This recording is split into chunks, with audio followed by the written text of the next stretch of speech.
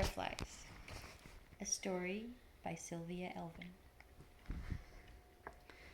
The aging silver Honda rolled along the dark highway. Broken yellow lines in the road slipped by incessantly, monotonously, like a single dash of Morse code repeated over and over. On any other night, the dim sameness would threaten to lull Julie to sleep, but tonight she was wide awake. Her sister stared out the side window, face blank, fallen.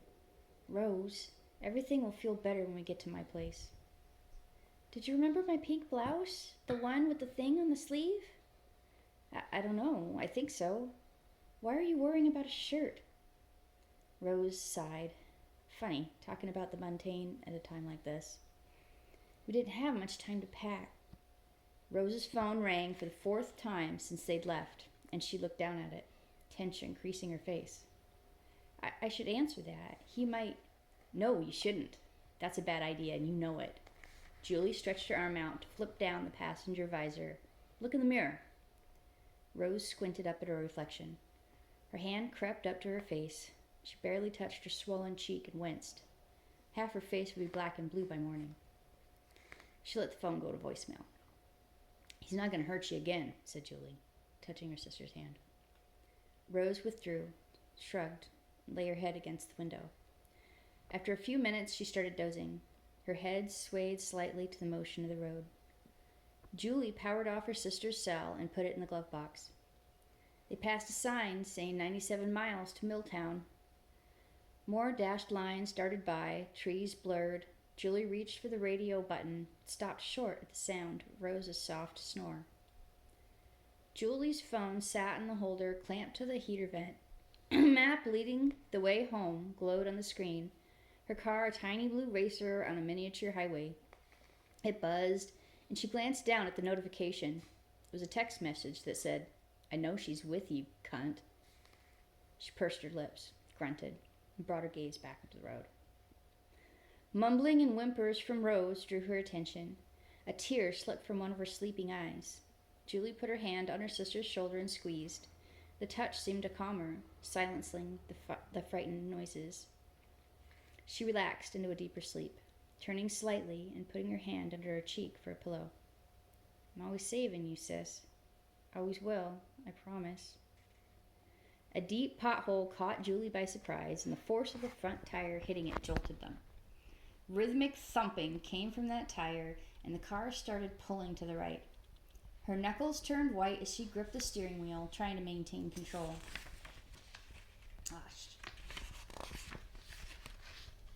Shit. With a good bit of her strength, she pulled over to the shoulder and slowed to a stop. Sighing, she opened the door and stepped out into the night. The highway was deserted, just like the landscape. Forest on either side, blackness behind the pine trees. Fireflies flickered among the needles. Huh, she thought, shivering. It's way too cold out for fireflies. The tire was flat, just as she had suspected, her arms crossed, looking down at it. Nothing to do but get it done. She walked to the back of the car and popped the trunk. Luckily, the spare tire and jack were there. She never checked for those things, but made a mental note to do that in the future. Better yet, get AAA. With a grunt, she pulled out the tire and set it on the ground with a slight bounce. She rolled it to the front and laid it down on the ground before she went back for the jack. As she was leaning into the trunk, she heard a door close. Rose, we just have a flat. I'll have it changed in a few minutes, and then we'll be off. Rose didn't respond. Julie stood up and looked around the trunk lid.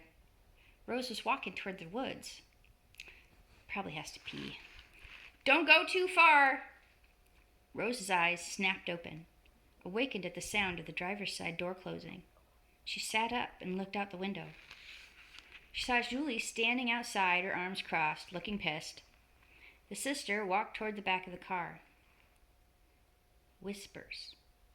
She heard, or thought she heard them, like a sound half outside her hearing range.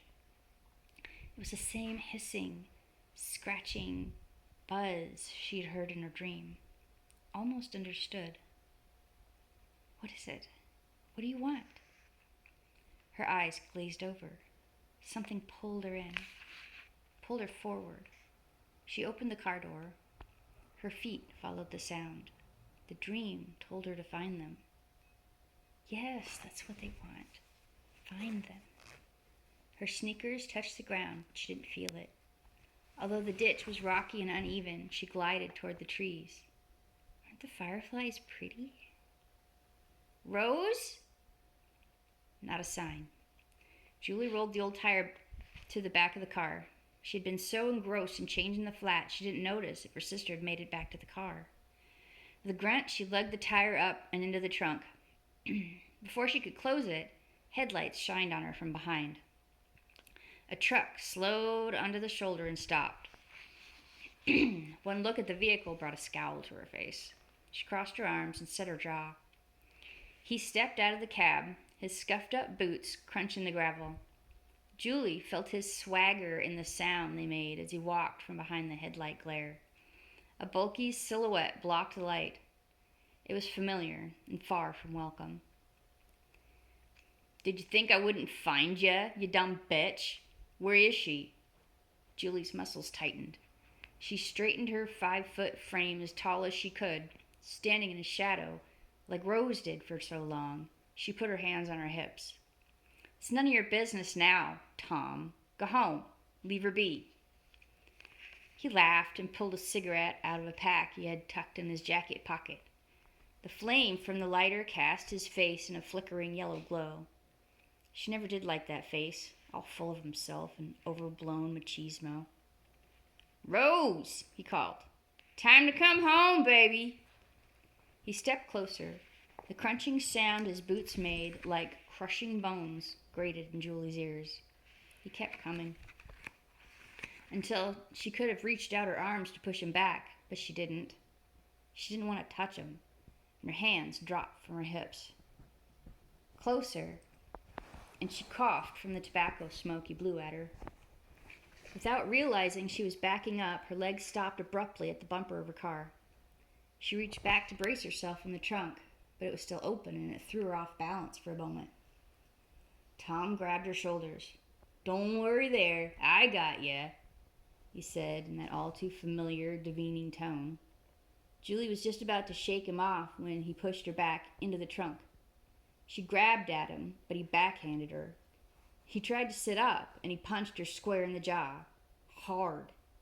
Her ears rang, and her vision doubled. Before she blacked out, she saw him shut the trunk lid over her. Fireflies, but not fireflies. They followed Rose as she walked. Followed, but they were following the whispers, too. They swirled around her, attracted to her hopelessness, her smallness, her meekness. Rose withdrew so far into herself, she created a vacuum of sorts that pulled them in. One hovered over her forearm, and she looked down at it. Instead of the insect she expected, she saw a tiny form made of half shadow, half light. It barely seemed to exist. The light grew brighter the closer it came to touching her skin, and she felt it brush against the fine hair on her forearm. She couldn't see what caused the sensation. It didn't seem to be made of anything solid. As the light and shadow wavered there, she could just make out slender, hair-like legs growing out from the shadow side.